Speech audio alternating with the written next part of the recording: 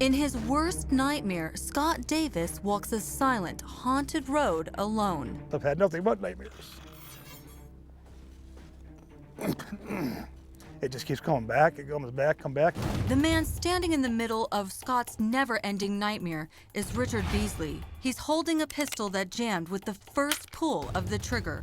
I was like, OMG, and as soon as I heard that click, when I looked in his eyes, they were black as coal. There was nothing in his eyes whatsoever. And that's when I took off running for my life. I'm thinking this is a heck of a way to die. It all begins with an innocent-looking ad on Craigslist. Wanted caretaker for farm. Simply watch over 688 acres, patch of hilly farmland, feed a few cows. You get $300 a week and a nice 2-bedroom trailer. Even with free room and board, it's not a job for everyone. But it sounds perfect to 49-year-old Scott Davis. I was actually looking forward to it. I love being in the country. I'm a country boy. I said plenty of fishing, hunting, and so it sounded like a dream job to me. The ad was placed by 52-year-old Richard Beasley, an ex-con and self-described street preacher living outside Akron. After many emails and phone calls back and forth, he tells Scott Davis the job is his for the taking. So you're 3 out of 100 applicants. Yeah, and I was the one who got the job. Scott loads up a trailer with everything he owns, and he heads off to Marietta, Ohio, about 100 miles south of Akron. There, Scott meets Richard Beasley and a tall young man, 16-year-old Brogan Rafferty. A surveillance camera catches them at a local restaurant for breakfast. Scott parks his truck and trailer and climbs into Brogan's old Buick for the long ride out to have a look at that 680-acre cattle ranch. That's a piece of crap. You know, I didn't want to really get in a piece of crap. When you're a farmer, I also expect that. I expect you to wear boots, I expect you to wear leather, I expect you to have a hat, I expect you to have a crappy car on a farm. Along the way, Scott learns a little more about his host and future employer. It was continuously coming up that he was a preacher, a pastor, he was saving people, you know, and always going to church with his nephew. But he left out the bad parts. Beasley has also served a combined 12 years in prison on separate charges of burglary and illegal firearms possession. He's also carrying an Iver Johnson .22 caliber semi-automatic pistol with a 7-round clip. Not the most heavy-duty handgun in the world, but it can be lethal up close. Later, police will learn that Beasley has made this same journey 3 times on this very same road, far into the country with 3 separate men who answered his Craigslist ad. 56-year-old Ralph Geiger, 51-year-old David Pauley, and 47-year-old Timothy Kern. None of them came back alive. For now, Scott keeps his eyes open, checking out the scenery as the men drive deeper into the country. When your cell bars did end, what were your thoughts? I was trying to figure out how far we was going to be from there to how far I was going to have to drive back up later to call my mom. Let her know that I was safe and I made it.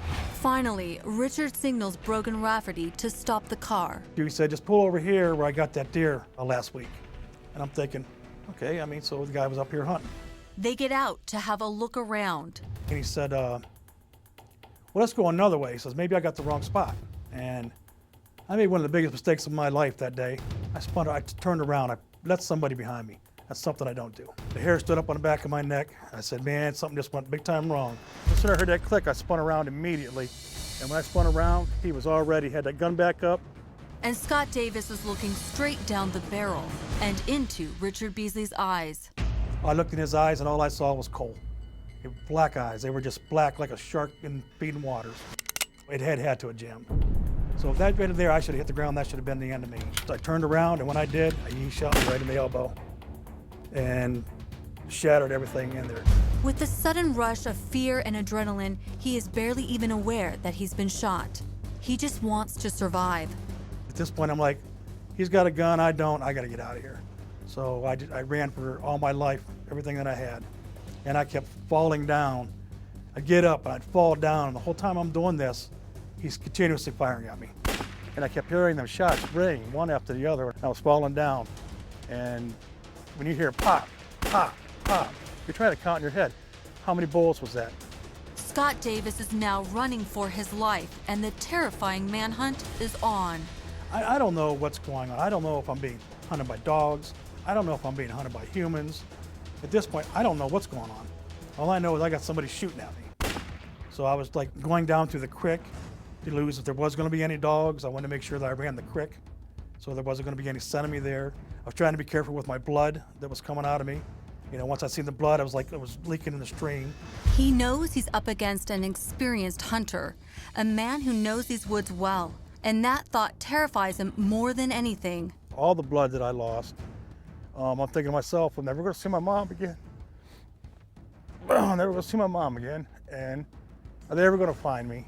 You know, are they going to get me? And you know, there's deer stands all through here. Am I going to pop my head up and somebody take my head off?